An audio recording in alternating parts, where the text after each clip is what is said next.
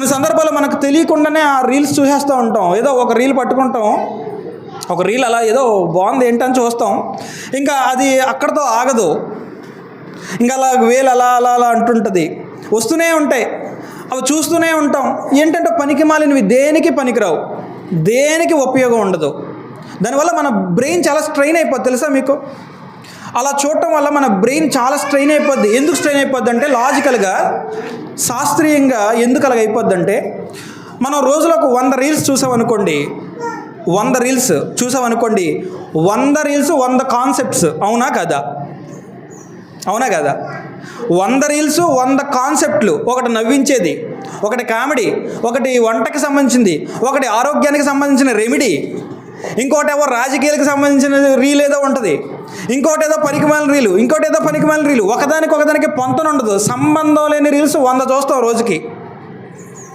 అంటే బ్రెయిన్లోకి ఎన్ని వెళ్తున్నాయి రోజుకి?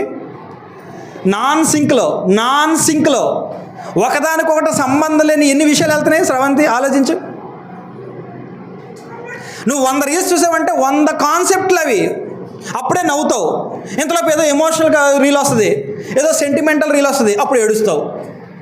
అవునా కదా? మళ్ళీ ఇంతలో జోక్ వస్తుంది, కామెడీ వస్తుంది, మళ్ళీ వెంటనే నవ్వుతావు. నీ బ్రెయిన్ కన్ఫ్యూజ్ అయిపోతుంది నీ వల్ల. ఈడేంటి 2 నిమిషాలు నవ్వుతున్నాడు, 2 నిమిషాలు ఏడుస్తున్నాడు, దానికి ఏం అర్థం కాదు. మీరు ఆలోచించండి. బ్రెయిన్కి అది డిస్టర్బ్ అయిపోతుంటుంది, బ్రెయిన్ కన్ఫ్యూజ్ అయిపోతుంటుంది. అదొక ఆర్డర్లో మన ఎమోషన్స్ని రన్ చేస్తుంది, క్యారీ చేస్తుంటుంది.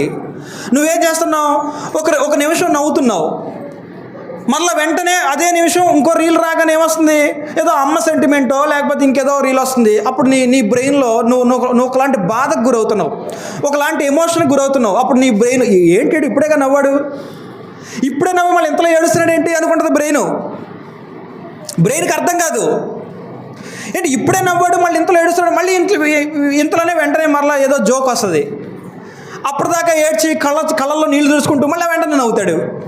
నేను చెప్తున్నా నిజాలా బద్దాలా? మీ ఎక్స్పీరియన్స్లో ఉన్నాయా లేనివా? నిజం ఇదంతా. అంటే ఒక నిమిషం ఏడుస్తున్నావు, ఒక నిమిషం నవ్వుతున్నావు, మళ్ళీ ఒక నిమిషం ఏడుస్తున్నావు, ఈ లోపు ఏదో మోటివేషనల్ షాట్ వస్తుంది, అక్కడ ఇన్స్పైర్ అయిపోతుంటావు. నేను కూడా ఏదో ఒకటి సాధించాలరా అనుకుంటా ఉంటావు.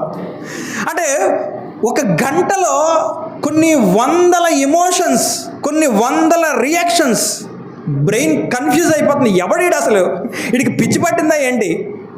వీడు ఆ క్షణమే నవ్వుతున్నాడు, ఆ క్షణమే ఏడుస్తున్నాడు, అప్పుడే ఏడుస్తున్నాడు, అప్పుడే నవ్వుతున్నాడు, అప్పుడే కోప్పడిపోతున్నాడు. ఈలోపు ఏదన్నా కోపాన్ని రప్పించే వీడియో చూస్తే కోపం వచ్చేస్తుంటుంది. టీచర్ని కొట్టిన స్టూడెంట్ అని, లేకపోతే అమ్మా నాన్నలు కొడుతున్న కూతురు అని, కొడుకు అని ఇలాంటివి చూస్తే మళ్ళీ అప్పుడు కోపం వస్తుంటుంది మనకి. అంటే ఆ క్షణంలోనే కొంచెం సమయంలోనే కోపం, ఏడుపు, నవ్వు, ఎమోషన్స్, రకరకాల బ్రెయిన్ అంతా డిస్టర్బ్ అయిపోయి ఖరాబ్ అయిపోయి పిచ్చోళం అయిపోతున్నామండి. ఇది మీకు నిజం, నేను చెప్పింది నిజం. ఇది మీ బ్రెయిన్ ఇంకా కాన్స్టెంట్గా దేని మీద పెట్టలేరు. మీరు ఏ విషయాన్ని కాన్స్టెంట్గా నేర్చుకోలేరు, దేని మీద ఏకాగ్రత నిలపలేరు. మీ బ్రెయిన్ మీకు సహకరించదు, అది చాలా డిస్టర్బ్ అయిపోతుంటుంది, దానికి ఏం అర్థం కాదు. చాలా పాడైపోతున్నాం అండి, సెల్ ఫోన్తో చాలా పాడైపోతున్నాం.